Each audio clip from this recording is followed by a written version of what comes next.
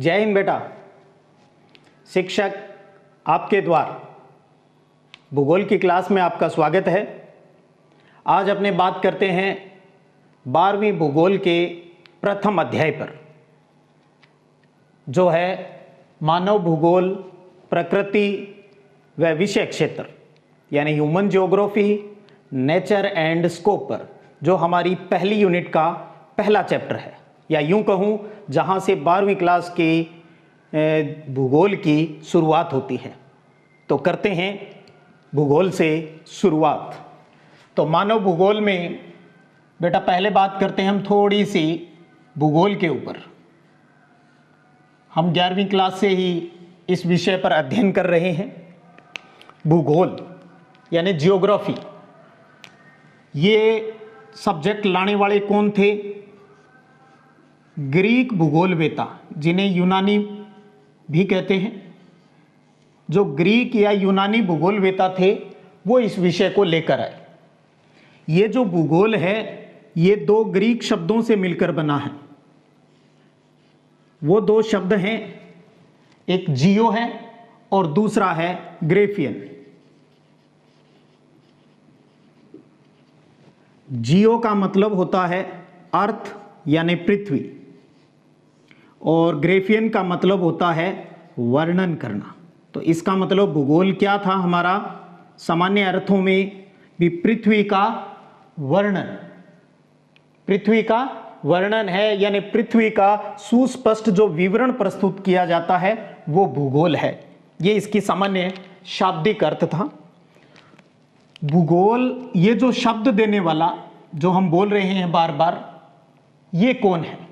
तो शब्द भूगोल दिया सबसे पहले इरेटोस्थनीज ने।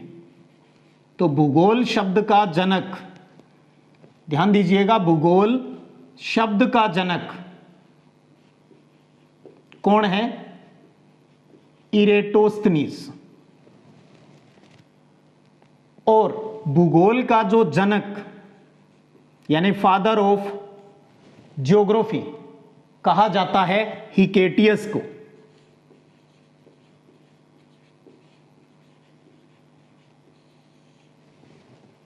और भूगोल की दो प्रमुख शाखाएं हैं, जिनमें से एक है आपकी भौतिक भूगोल यानी फिजिकल ज्योग्राफी, और दूसरी जिस पर आज हम बात कर रहे हैं वो है ह्यूमन ज्योग्राफी यानी मानव भूगोल। ये सामान्य बातें बेटा आपने +1 में भी पढ़ी है, और 11वीं की भूगोल में आपने भौतिक भूगोल पर अध्ययन किया है, जिस पर हम ग्लोब पर स्थिति पढ़ते हैं, पृथ्वी की बनावट के बारे में पढ़ा, जलवायु के बारे में, मृदा के बारे में, खनिजों के बारे में, भारत और राजस्थान के संदर्भ में ये चीज़ें आप फिजिकल ज्योग्राफी में पढ़ चुके हो। +2 में बेटा हम पढ़ते हैं ह्यूमन ज्योग्राफी यानी मानव भूगोल। तो यहां से अपने प्रश्न है वो शुरू हो जाते हैं। सबसे पहला प्रश्न हम यही बनाते हैं भी मानव भूगोल का केंद्र बिंदु क्या है, यानी इसमें किसका अध्ययन होता है?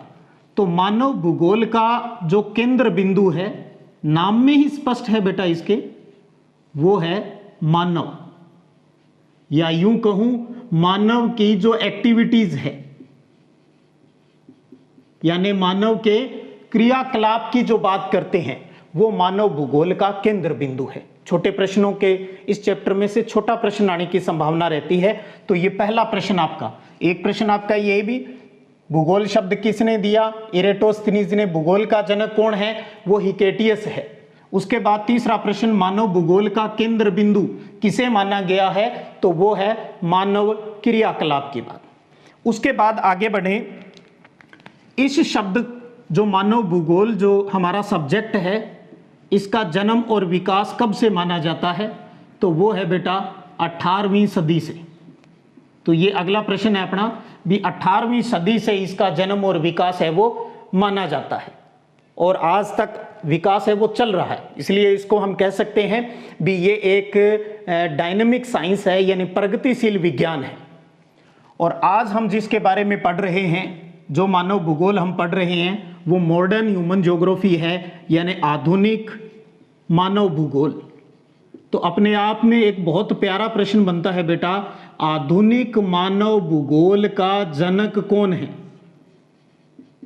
आधुनिक मानव भूगोल का जनक, तो आधुनिक भूगोल का जो जनक है वो है फ्रेडरिक रेटजेल। Frederick Ratzel.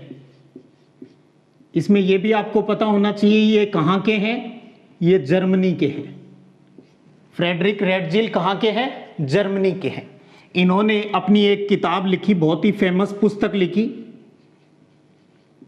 और उस पुस्तक का नाम है एंथ्रोपो जियोग्राफिया। एंथ्रोपो जियोग्राफिया, बहुत ही प्यारी बुक इनकी। इस पुस्तक के अंतर्गत अपनी इन्होंने मानव भूगोल की जो परिभाषा दी, अब हम उस पर बात कर रहे हैं भी मानव भूगोल क्या है या मानव भूगोल किसे कहते हैं। तो इन्होंने कहा मानव भूगोल मानव समाज, यानी व्यक्ति की बात हो रही है, और उसके वातावरण, या हम ये भी कह सकते हैं भी पृथ्वी के धरातल। तो मानव भूगोल मानव समाज और उसके धरातल या पृथ्वी के धरातल या वातावरण या पर्यावरण के बीच संबंधों का अध्ययन है, के बीच संबंधों का अध्ययन है। तो अपने आप में बहुत ही प्यारी डेफिनेशन। आपसे ऐसे भी पूछ सकते हैं फ्रेडरिक रेटजेल की मानव भूगोल की परिभाषा दीजिए, तो आप समझिए इसको भी मानव भूगोल में क्या शामिल है कि मानव और उसके धरातल, जहां वो रह रहा है, यानी जो अर्थ है, उनके बीच संबंधों का अध्ययन है। यानी मानव का अपने वातावरण के साथ जो संबंधों का अध्ययन है उसे ही मानव भूगोल कहा। किसने कहा? फ्रेडरिक रेटजेल ने कहा बेटा। किस किताब में इसका उल्लेख किया? अपनी किताब एंथ्रोपो जियोग्राफिया में इसका उल्लेख किया।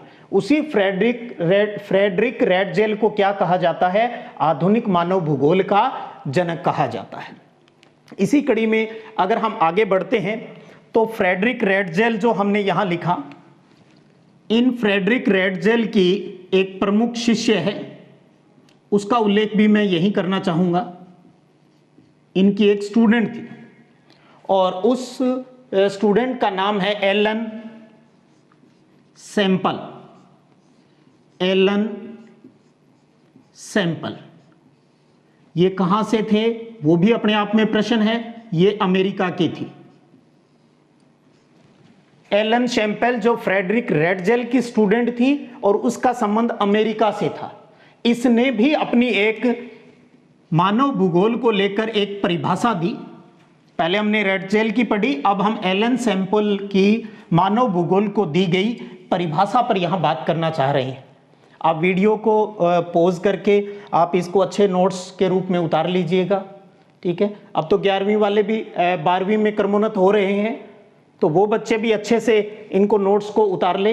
यही आपका छुट्टियों का होमवर्क मान लीजिए आप। पढ़ाई की पढ़ाई है और घर पे रहना ही है। तो बात करते हैं एलन सैंपल की परिभाषा। क्या कहा इन्होंने? इन्होंने कहा मानव भूगोल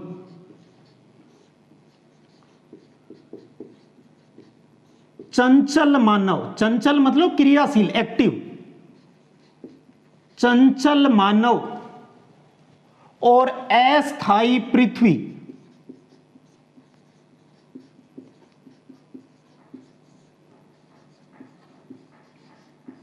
और अस्थायी पृथ्वी के पारस्परिक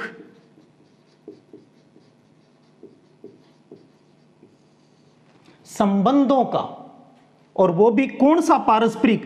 परिवर्तनशील, परिवर्तनशील संबंधों का अध्ययन है।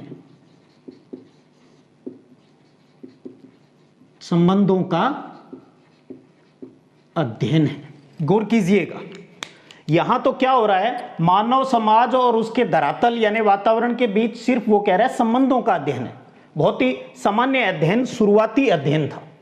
उसके बाद उसकी स्टूडेंट ने इस मानव भूगोल की परिभाषा को थोड़ा सा और विस्तृत किया और उसने क्या कहा, मानव भूगोल चंचल यानी एक्टिव मानव और अस्थायी पृथ्वी के पारस्परिक परिवर्तनशील भी जो बदलाव होते रहते हैं, परिवर्तनशील संबंधों का अध्ययन है।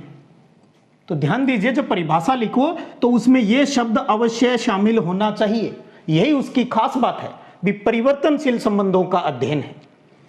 इस प्रकार के जो बेटा विचार थे जो हमने रेडजेल या एलन सैंपल के बात किए, ये अपने आप में एक बहुत महत्वपूर्ण कंसेप्ट बन जाता है। भी मानव भूगोल में ये बातें क्या कहलाती है। तो मानव भूगोल में इस प्रकार की जो विचारधारा है, जो ये कहते हैं भी उनका संबंध है, उस विचारधारा का भी एक नामकरण है, जिसमें मानव और प्रकृति के यानी धरातल के, पृथ्वी के संबंधों या परिवर्तनशील संबंधों के अध्ययन की बात है। यह भी एक विचारधारा है, एक सोच है, जिसे कहा जाता है नियतिवाद। नियतिवाद, या जिसे एक नाम और भी है, जिसे हम हिंदी में और नाम निश्चयवादी या निश्चयवाद भी कहते हैं। तो इस प्रकार की विचारधारा को क्या कहते हैं, नियतिवाद या निश्चयवाद कहा जाता है। तो अब बेटा हम थोड़ा सा इस शब्द को समझने की कोशिश करें, क्योंकि हमें लंबे टाइम तक चीज याद रखनी है। भी इसका मतलब क्या है, इसका मतलब यह है भी मानव के चारों ओर जो इन्वायरमेंट है, हमारे जो हमारे चारों ओर वातावरण है जिससे हम घिरे हुए हैं, उसका प्रभाव है वो मानव के ऊपर पड़ता है। यानी जो इन्वायरमेंट है उसका प्रभाव हमारे ऊपर पड़ता है, यानी हम उसको प्रभावित नहीं करते, इन्वायरमेंट ही हमें प्रभावित करता है। वो ही हमें किस प्रकार रहना है, जीवन यापन करना है, उसका डिसीजन है वो नेचर करती है, प्रकृति करती है। तो इसका मतलब यह हुआ यहां पर प्रकृति यानी नेचर पर जोर दिया जाता है। तो यह विचारधारा यह कहती है भी प्रकृति ही सब कुछ है और जो मानव है वो प्रकृति का दास है। हम उसके मालिक नहीं हैं, हम प्रकृति के दास हैं, उसके गुलाम हैं। वो जैसा हमसे चाहेगी वैसा हमसे करवा लेगी। तो इस प्रकार की विचारधारा को कहा जाता है नियतिवाद। तो आपको यह पता हो भी नियतिवाद का संबंध, तो अब आप नाम दे सकते हो फ्रेडरिक रेडजेल, एलन सैंपल। और दूसरी एक शब्द में अगर इस बात को हम लिखें भी नियतिवाद में किसका प्रभाव अधिक है, तो आप इसमें यह लाइन लिख सकते हैं नेचर का, यानी प्रकृति का प्रभाव अधिक है, प्रभाव अधिक होता है। तो यह है नियतिवाद। इसमें प्रकृति ही सर्वे सर्वा है, मानव प्रकृति का दास है, प्रकृति के अनुसार ही हम जीवन जीते हैं। इस प्रकार की विचारधारा को कहा जाता है नियतिवाद या निश्चयवाद। तो बेटा अब नियतिवाद के बाद आगे बढ़ते हैं और अब बात करते हैं हम रेडजेल और सैंपल के बाद विडाल डी ला ब्लास। गौर कीजिएगा, फ्रांस का भूगोलवेता है विडाल डी ला ब्लास। यह एक ही व्यक्ति का नाम है भाई, विडाल डी ला ब्लास, जो फ्रांस का है। इन्होंने संभववाद की नींव रखी। संभववाद जैसे एक थ्योरी, हमने एक विचारधारा पढ़ी पहले नियतिवाद, जिसमें हमने रेडजेल और सैंपल की बात की। उसमें हमने कहा मानव है वो प्रकृति का दास है।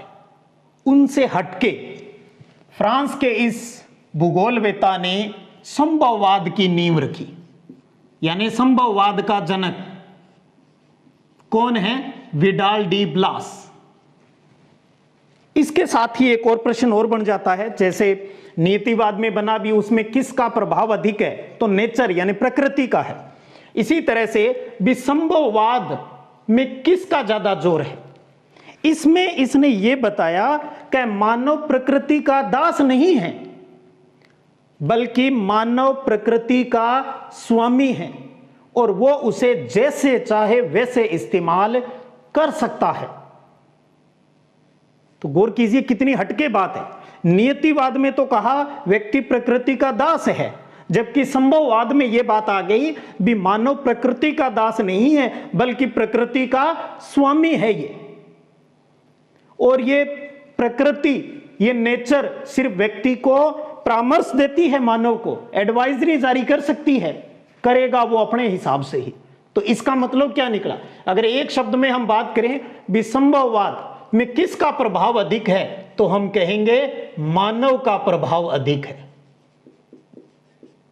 क्योंकि इसे प्रकृति का स्वामी बताया गया है, मानव का प्रभाव अधिक है। तो एक तो कह रहा है भी प्रकृति बड़ी है, दूसरा कह रहा है मानव बड़ा है। चलते रहते हैं, आगे बढ़ते रहते हैं। और इसी बात को लेकर इसने विडाल डी ब्लास ने अपनी मानव भूगोल को लेकर अपनी परिभाषा दी। थोड़ा सा गौर कीजिएगा, उनसे थोड़ी सी बड़ी है, लेकिन जो जितनी बड़ी चीज होती है याद रखना आसान होता है।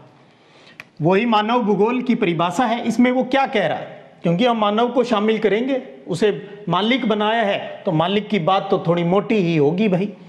क्या पृथ्वी और मनुष्य के बीच पारस्परिक संबंध, ये बात पहले भी आ गया, ठीक है।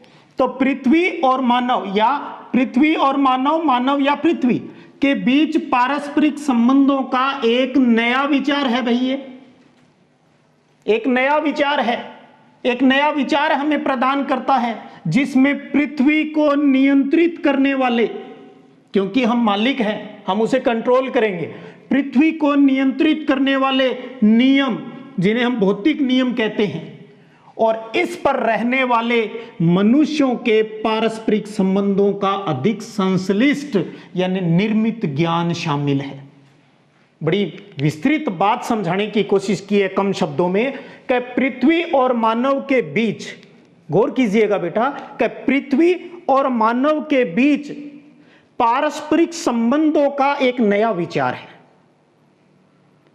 एक नया विचार है, जिसमें यह पृथ्वी, इस पृथ्वी को कंट्रोल करने वाले भौतिक नियमों, इसको कंट्रोल करना है, तो इसके लिए हम कंट्रोल करने के लिए नियम कायदे बनाएंगे।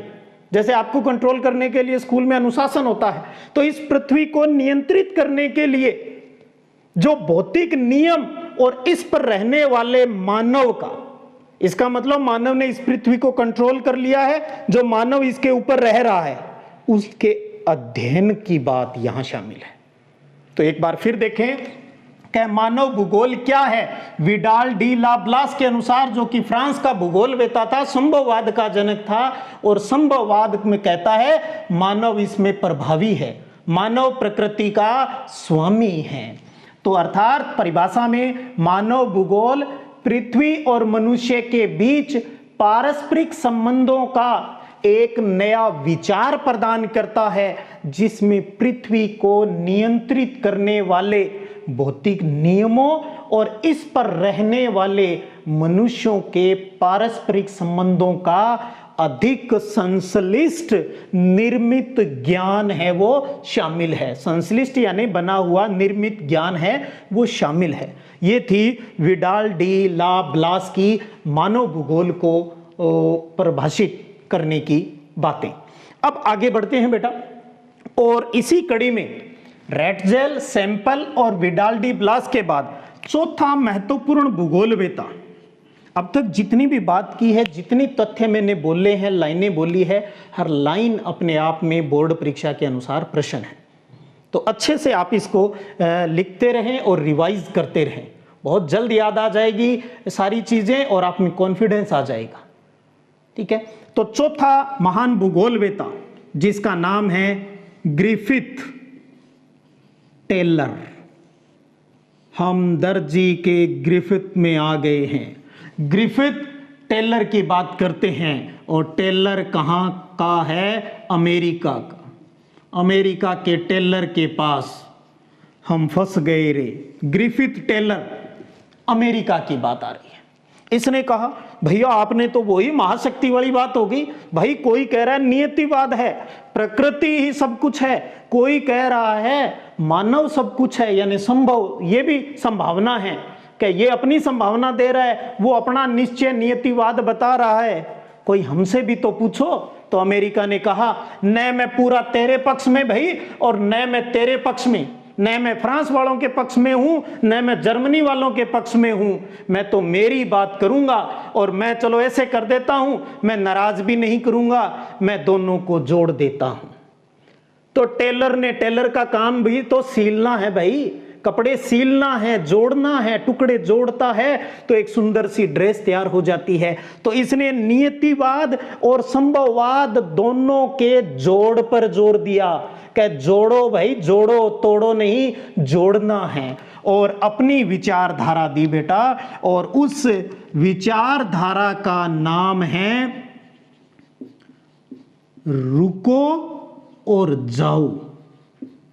रुको और जाओ, बहुत प्यारा प्रश्न है भी। रुको और जाओ विचारधारा का जनक कौन है? तो ग्रिफिथ टेलर, जो कहां का है? अमेरिका का है। इसमें क्या है? इसमें कहा प्रकृति और मानव दोनों के बीच का रास्ता निकाला है। यह कहता है कि मानव न तो प्रकृति का दास है और न ही प्रकृति का स्वामी है, बल्कि आपस में ही ये क्रिया प्रतिक्रिया करते हैं। यानी अगर मानव ने इसे नुकसान पहुंचाया तो ये इसे नुकसान पहुंचा देगी भी। मानव अगर इसके लिए अच्छा करेगा तो ये इसके लिए अच्छा करेगी।